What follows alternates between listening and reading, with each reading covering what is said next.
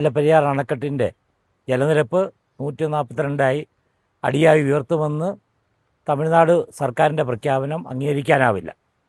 ഇത് മുഖ്യമന്ത്രിയുടെ ശ്രദ്ധയിൽപ്പെടുത്തിയിട്ടുണ്ട്.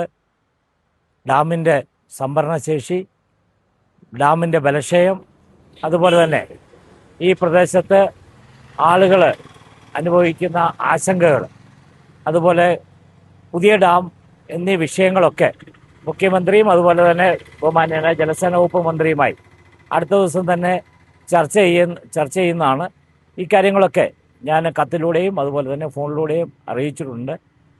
തമിഴ്നാട് സർക്കാരിൻ്റെ നീക്കം എന്താണേലും നമുക്ക് അംഗീകരിക്കാനാവുന്നതല്ല. ഇവിടുത്തെ കേരളത്തിലെ ജനങ്ങളുടെ സുരക്ഷ, അതോടൊപ്പം തന്നെ തമിഴ്നാടിന് ജലമെന്നുള്ളതാണ് UDFൻ്റെ പ്രഖ്യാപിത നിലപാട്.